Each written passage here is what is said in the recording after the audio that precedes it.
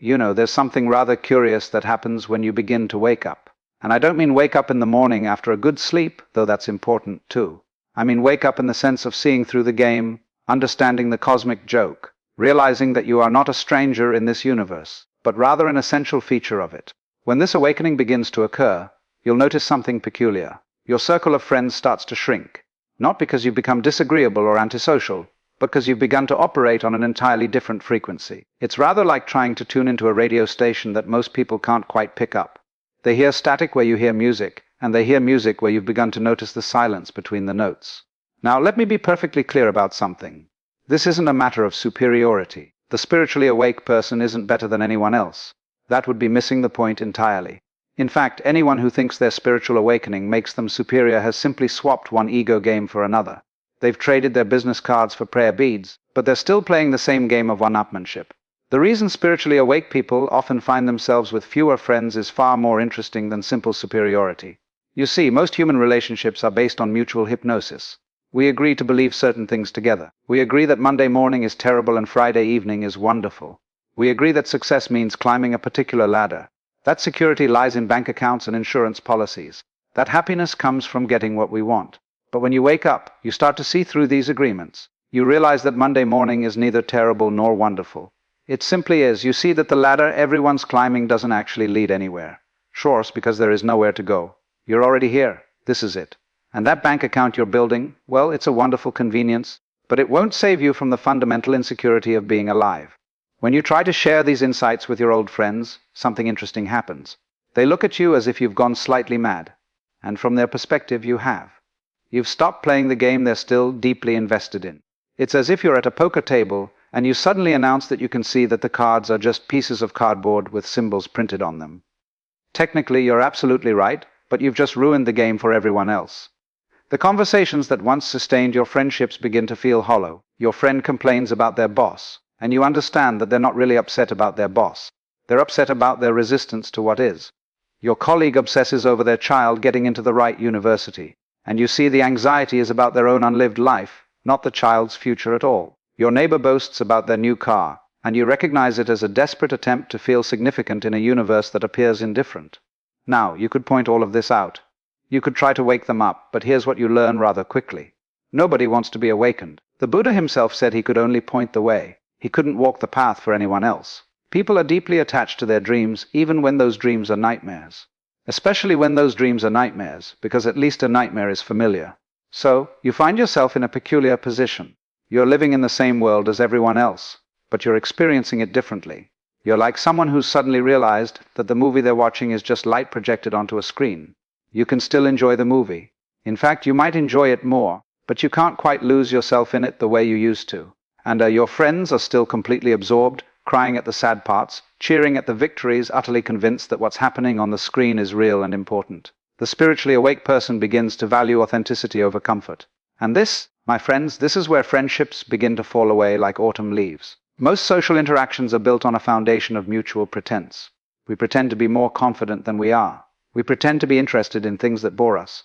We pretend to agree when we disagree, to understand when we're confused, to be fine when we're falling apart.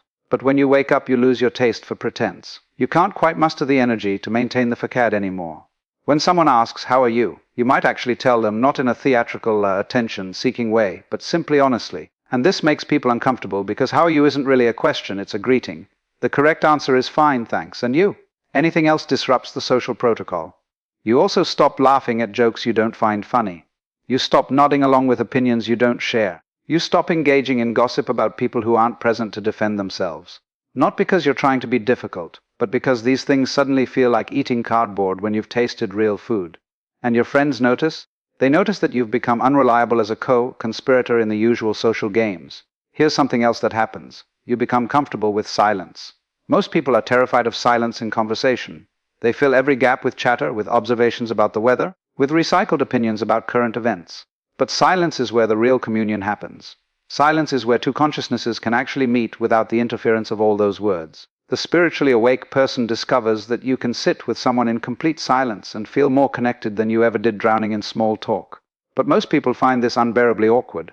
They need the noise, the distraction, the continuous stream of verbal ping-pong to avoid confronting the vast mystery of simply being here together. And then there's the matter of purpose and meaning. Your old friends are still chasing goals, climbing mountains, trying to prove something. They're running on the treadmill of achievement, always one success away from being happy, one acquisition away from feeling complete. But you've realized that happiness isn't at the end of any road, it's the road itself. When you stop treating it as a means to an end, this creates a strange disconnect. Your friend is stressed about a promotion at work, and you can see that whether they get it or not, they'll still be themselves, still be here, still facing the same fundamental questions about existence. The promotion won't save them. Nothing will save them because there's nothing to be saved from. This is it. This moment, this breath, this strange and wonderful fact of being alive. But you can't say this, can you? Because they'll think you're telling them not to care about their career, not to have ambition, to just give up. And that's not what you mean at all. What you mean is something far more subtle. You mean that ambition is fine, careers are fine, but they're not what we think they are. They're part of the dance, part of the play, but they're not the point. The point is the dancing itself, not some destination the dance is supposed to reach. But try explaining that at a dinner party. You see, the spiritually awake person has died in a very particular way. Not physically, of course, but psychologically. The person they thought they were, that carefully constructed identity with its story of where it came from and where it's going has been seen through. And once you've died like this, once you've seen that your ego is just a useful fiction, a convention like inches and centimeters, you can't really take the drama of personality quite as seriously anymore. Your friends are still deeply identified with their personalities. They are their opinions, their achievements, their failures, their reputation. An insult wounds them because they think they are the person being insulted. A compliment inflates them because they think they are the person being praised. But you've realized that you're not your personality any more than you are your reflection in a mirror. The personality is something you're doing, not something you are. This creates what we might call an authenticity gap. Your friends are performing their personalities and they need an audience. They need validation, agreement, recognition, but you're no longer a reliable audience member because you can see the performance as a performance. You can appreciate it, even enjoy it, but you can't quite believe in it the way they need you to. And here's where it gets really interesting. The spiritually awake person realizes that aloneliness and loneliness are not the same thing. Loneliness is the pain of feeling separated from others. But aloneliness, real aloneliness, is the recognition that at the deepest level you are the entire universe experiencing itself from a particular point of view. You are not a separate fragment desperately seeking connection with other fragments. You are the whole thing playing hide and seek with itself. When you understand this, the desperate quality leaves your relationships. You stop needing friends to complete you, to validate you, to save you from yourself. You can enjoy companionship without clinging to it. You can be alone without feeling lonely. And paradoxically, this makes you less attractive as a friend to people who are still seeking salvation in relationships. Most people want friends who will reinforce their worldview, who will agree that their problems are real and important, who will commiserate and validate and support the dream they're dreaming. But the spiritually awake person can't do this in good conscience. They can offer genuine compassion, true presence, real love, but they can't pretend that your crisis is what you think it is. Your friend is devastated because their romantic relationship ended. And you can see that they're not really mourning the person. They're mourning their fantasy of who that person was and what the relationship meant about them. You can hold space for their pain, but you can't reinforce the story that's causing the pain. And this more often than not is experienced as a lack of support. The awakened person also stops participating in collective delusions. They can't get excited about tribal identifications. My country, my political party, my sports team, my religion is better than yours. They see that all of these are just games of us versus them, ways of feeling special by contrast. Ways of forgetting the fundamental unity that underlies all apparent separation. But human society runs on these tribal identifications. They are the glue that holds groups together. When you stop participating, when you can see the good in the other side and the flaws in your own, when you refuse to demonize the enemy or idolize the hero, you become unreliable as a tribe member. And friendship for most people is a tribal affair. There's also the matter of time. The spiritually awake person has a different relationship with time. They're not constantly leaning into the future or dwelling in the past. They've discovered that the only time that actually exists is now. The past is a memory occurring now. The future is a thought occurring now. There is only ever this moment, and this moment, and this moment. But most social activity is based on shared anxiety about the future or shared nostalgia about the past. Planning, worrying, reminiscing, anticipating. These are the currencies of ordinary conversation. When you're fully present, you have less to contribute to these conversations. Your friend wants to worry about retirement 30 years from now. And you can see that they're missing the only retirement that matters. Retiring from the psychological time that prevents them from being fully alive right now. Let me tell you something about solitude. The spiritually awake person discovers that solitude is not the opposite of companionship. It's the foundation of it. You can only truly meet another person when you first met yourself. And meeting yourself requires solitude, silence, time alone with the vast mystery of your own being. But modern society is terrified of solitude. People fill every moment with noise, with stimulation, with company. They're always texting, scrolling, watching, listening, interacting. And they call this being connected. But it's often just sophisticated avoidance, a way of running from the only companion they'll have from birth until death themselves. The awakened person doesn't avoid company, but they don't fear solitude either. They've discovered that being alone is not being lonely. In fact, they've discovered that you can be lonely in a crowd and deeply connected in complete solitude. This makes them seem strange to people who need constant social stimulation to feel okay. Here's another crucial point. The spiritually awake person has surrendered to life rather than trying to control it. They've realized that the universe has been doing quite well without their management for billions of years. They've relaxed into the flow of existence rather than swimming frantically upstream. But most people are still trying to control everything. Their image, their future, other people's opinions of them, outcomes they have no real control over. They live in a constant state of tension, of holding on, of trying to make things be a certain way. And they need friends who will support them in this impossible project, who will strategize with them, worry with them, help them maintain the illusion of control. The awakened person can't do this.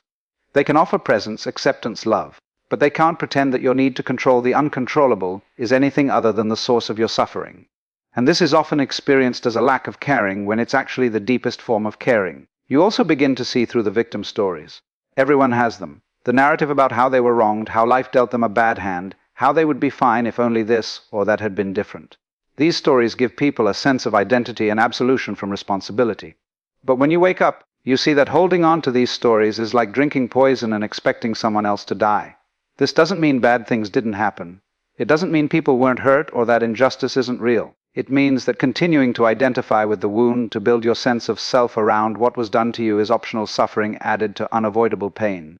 But try pointing this out to someone in the middle of their victim's story and watch your friendship evaporate. The spiritually awake person has also made peace with death. Not in a morbid way, but in recognizing that death gives life its poignancy, its urgency, its beauty. When you accept that this moment is all there is, when you truly digest the fact that you're going to die and so is everyone you love, something shifts. You stop postponing life. You stop waiting for conditions to be perfect. You stop treating this moment as a stepping stone to some better future moment. But most people are in deep denial about death.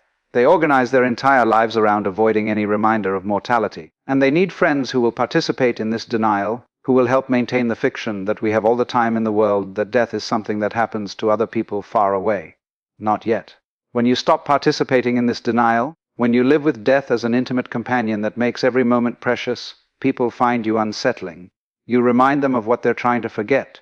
Your presence is an unwelcome interruption in their elaborate system of avoidance. Now, I want to be clear about something. The spiritually awake person isn't cold or uncaring or isolated by choice. In fact, they may love more deeply than ever before.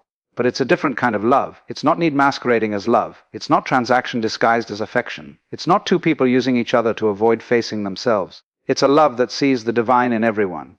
That recognizes the same consciousness looking through all eyes. That doesn't need anything in return. And this kind of love is often too much for people. They're more comfortable with the conditional love they're used to.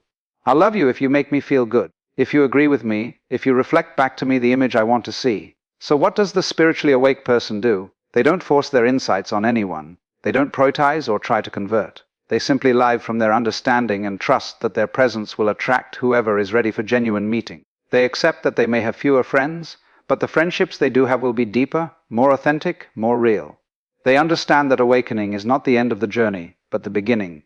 They remain humble, recognizing that there are always deeper levels of understanding, that ego is sneaky and can co-opt even spiritual awakening for its own purposes.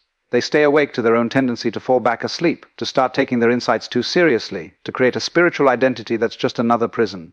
And perhaps most importantly, they realize that having fewer friends is not a problem to be solved. It's simply what happens when you stop playing games you can't believe in anymore. The point was never to collect friends like trophies. The point is to wake up, to be present, to live authentically, to love without conditions. And if that means spending more time alone, so be it. Because you're never really alone anyway. How could you be? You're the universe experiencing itself. You're the eternal consciousness playing at being a temporary person. You're the infinite wearing the mask of the finite. And once you know this, really know it, the question of how many friends you have becomes rather beside the point, doesn't it?